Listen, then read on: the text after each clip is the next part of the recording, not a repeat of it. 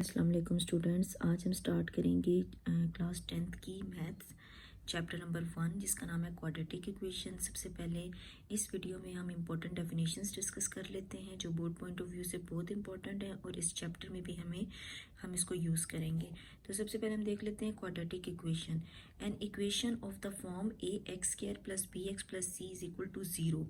ये हमारे पास इक्वेशन की फॉर्म होती है जिसमें हमारे पास A B C real numbers होते हैं and A is not equal to 0।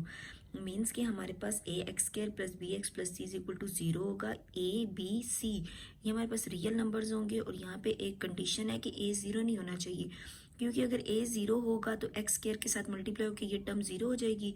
तो हमारे पास ये सेकंड डिग्री इक्वेशन मतलब इसमें हमारे पास हाईएस्ट वैल्यू जो होती है वो 2 होती है, हाईएस्ट पावर। तो जब यही वैल्यू नहीं रहेगी तो ये क्वाड्रेटिक इक्वेशन नहीं रहेगी।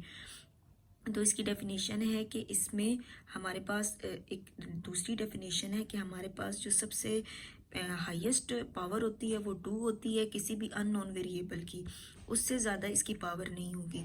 तो आप ये वाली डेफिनेशंस भी कर सकते, ये वाली भी कर सकते हैं और दूसरी डेफिनेशन भी कर सकते हैं।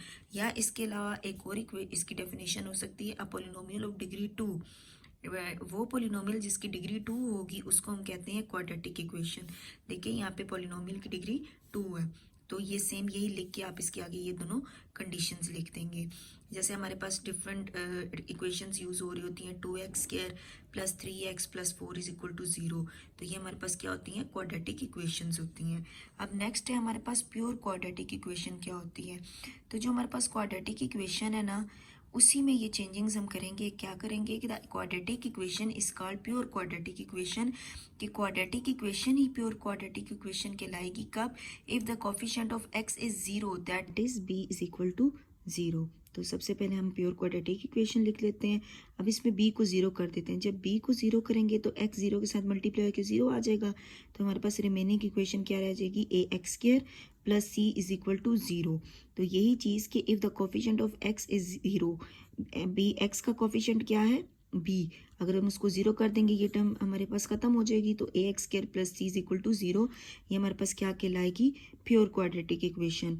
तो आपको इस तरह की इक्वेशंस गिवन होती हैं 2x square plus 3 is equal to 0, 9x square plus 4 is equal to 0। तो ये हमारे पास क्या होती है, प्योर क्वाड्रेटिक इक्वेशन होती है।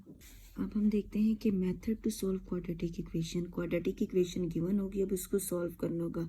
इट मीन्स कि जो उसके अंदर वेरिएबल होगा एक्स वेरिएबल या वो वाई में गिवन है क्वाड्रेटिक इक्वेशन, तो एक्स होगा या वाई होगा तो हमने उसकी वैल्यूज फाइंड करनी होंगी। ठीक है, तो उसको क्वाड्रेटिक इक्वेशन को सॉल्व करने के हमारे पास 3 मेथड्स हैं।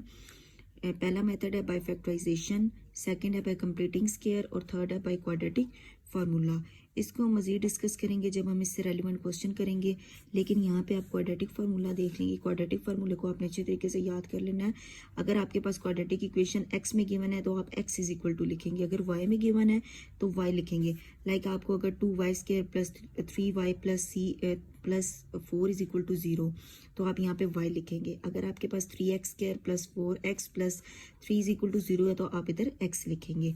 और ये वाली टर्म सेम रहेगी क्योंकि यहाँ पे हमने a b और c रियल नंबर्स की वैल्यूज वहाँ से लेके हम यूज़ करेंगे।